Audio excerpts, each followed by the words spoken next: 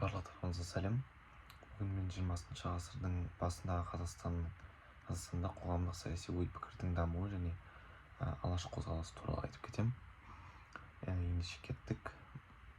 Біздің бірінші бөліміміз ол 20 ғасырдың басында Қазақстанда отарлық саясаттың күшеюі және оның зардаптары болып келеді.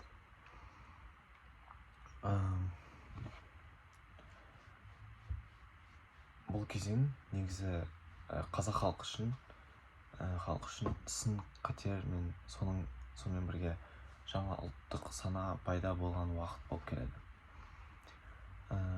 Отарлық саясаттың механизмдері, мысалы, ол деген Ресей империясы қазақ жеріне өзіне бүркемелеу және бақылауға алу үшін ішкі әкімшілік құрылымдарын енгізген және де жер реформасын енгізген болады.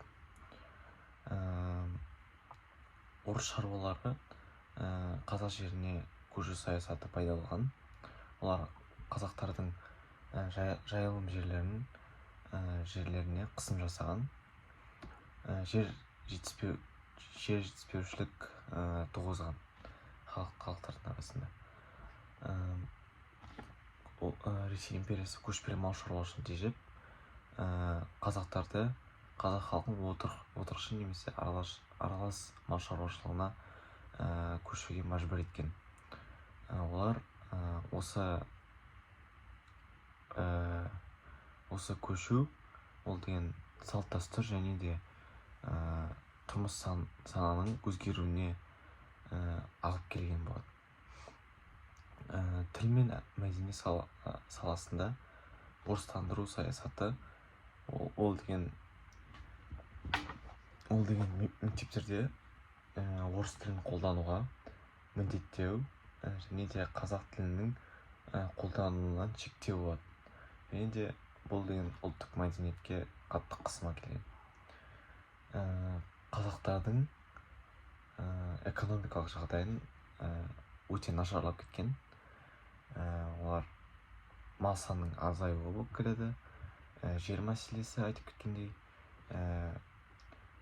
көшіп қону мүмкіндіктерінің шектелуі болып келеді. Осы Ресей империясының реформаларының арқасынан қазақ халқының зардаптары. Оған қоса әлеуметтік шиеленістер болған. Кедейшілік, ауыл халқы мен көшпелі халқы арасындағы айырмашылық өте қатты болған. Оған қоса ұлттық сана мен рухани бедердің бұрмалануы. Ол деген халықтың өзіндік тарих, тілі мен мәдениетінің сақтау мәселесі өте өзекті болған. Қоғамда ұлттық рухты ояту қажеттілігі қазақ зиялылары мен қоғам арасында саяси әрі мәдени қозғалыстардың туу жолы ашылды. Бұл туралы өткен видеода айтып кеткен болатын. Осылайша 20 ғасырдың басында отарлық саясат қазақ қоғамына ауыр сынақтар әкелген. Экономиканың әлсіреуі, мәдени қысым, қоғамдық шиеленістер. Бірақ осы қиын сәттер ұлттық сана мен саяси белсенділіктің оянуына жол ашқан болады.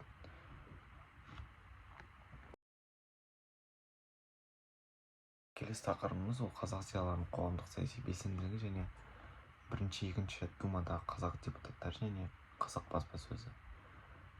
Қазақ қоғамы отарлық қысымға ұшыраған кезде бірқатар білімді, өрелі азаматтар, зиялылар халық арасында шыға бастаған. Енді біз олардың қоғамдық саяси белсенділігі мен баспасөз рөлін қараймыз.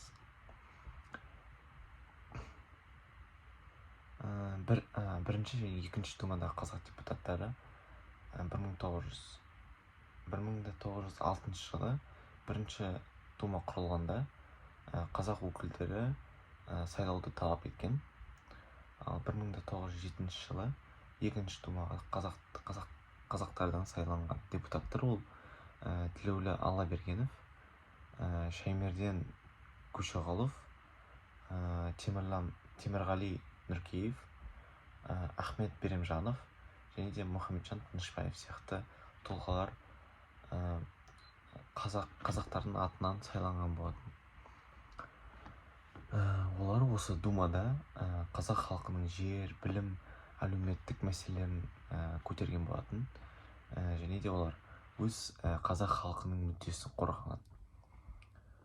Олар өзге адамдармен жұмыс істеген, және де қазақ өңірлерінен келген азаматтармен байланыс орнатқан болатын. Қазақ баспасөзі және оның пікір таратушы құралы. Өткен видеоларда айтып кеткендей, Айқап журналы ол деген 1911 жылы және 1915 жылдар аралығында шыққан болатын. Осы Айқап журналы ол қоғамдық пікір алаңы болған. Келесі ол Қазақ газеті.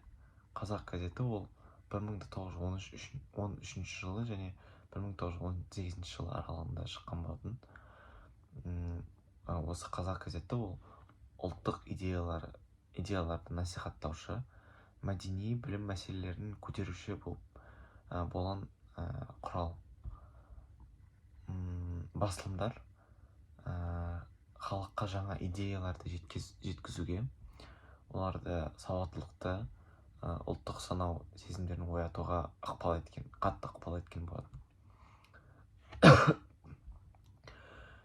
Ал зиялылар өз мақалаларында отарлық саясатты сынады, қазақ тілін қайта жандырған болатын, және де мектеп ашу, оған қоса мәдениетті сақтау мәселелерін өте қатты көтерген болатын.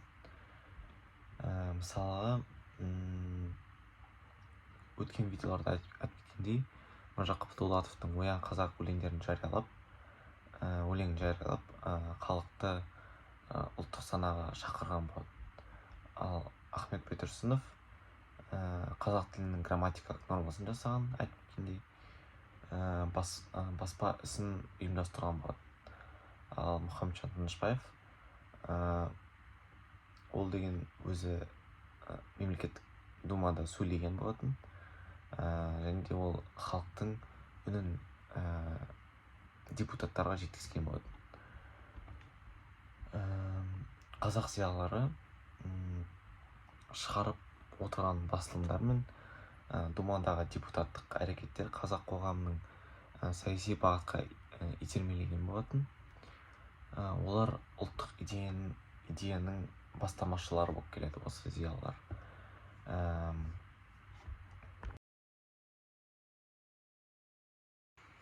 Келесі тақырыбымыз ол Алаш партиясының құрылуы және оның бағдарламасы.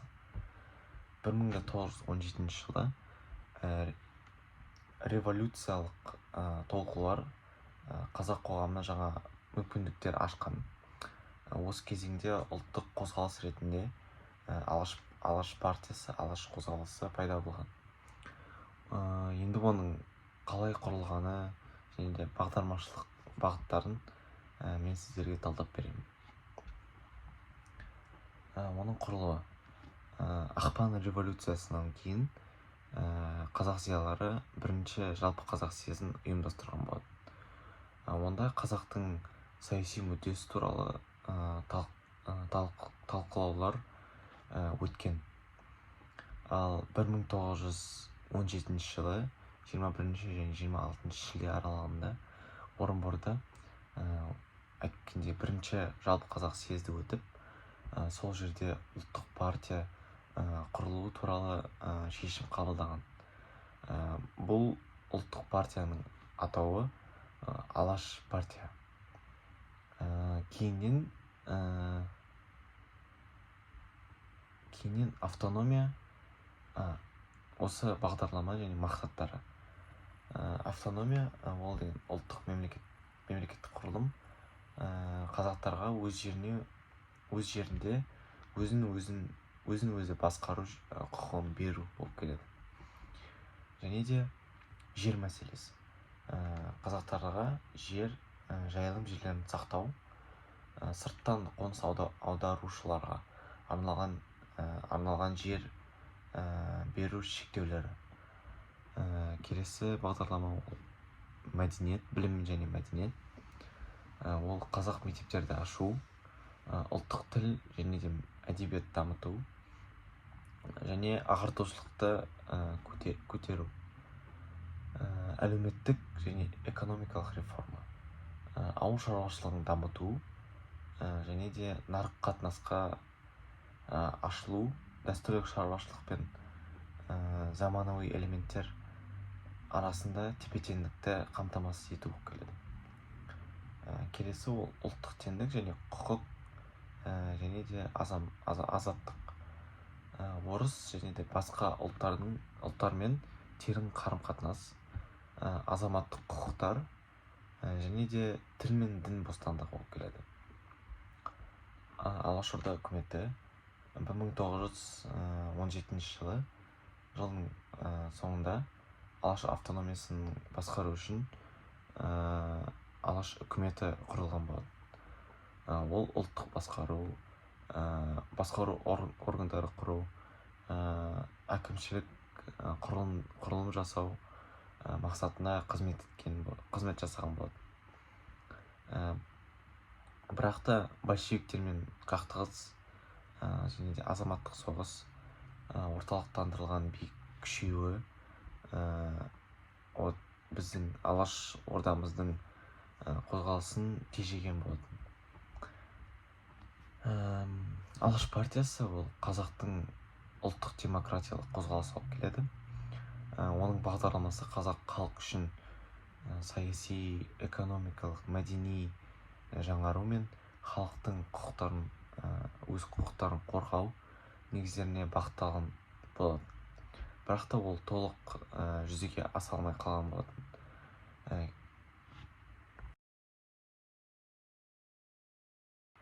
Келесі және соңғы бөліміміз ол Алаш қайраткерлерінің өнегесі болып келеді.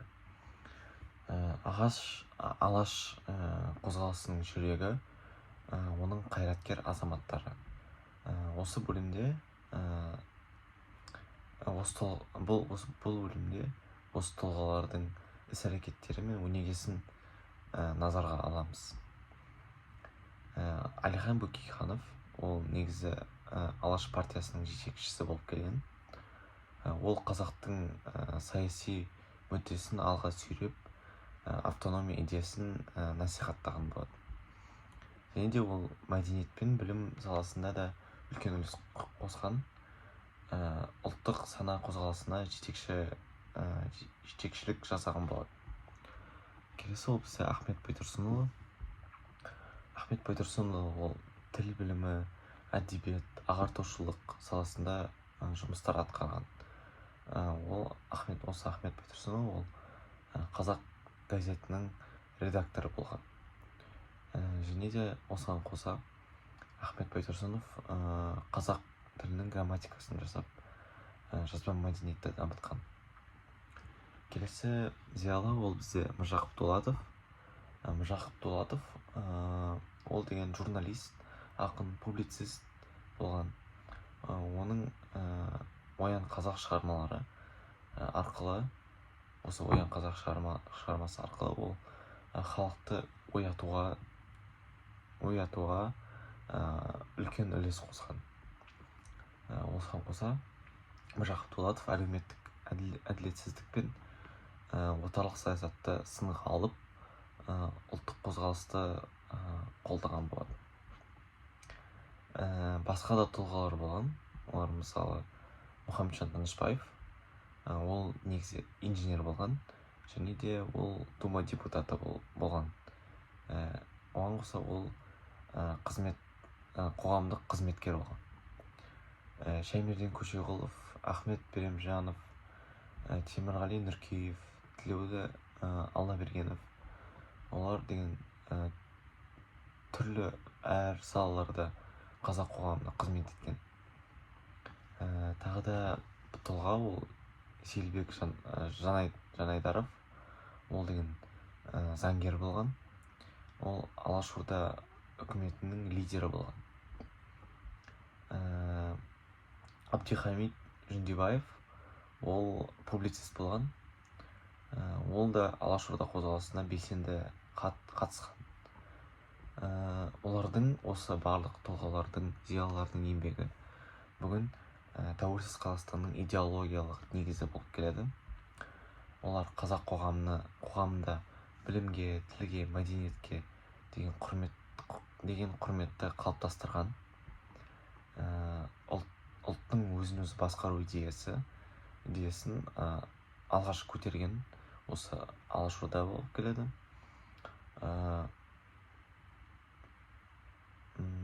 Ұлттық сана мен еркіндік рухын насихаттаған тұлғалар ретінде біз оларды еске аламыз.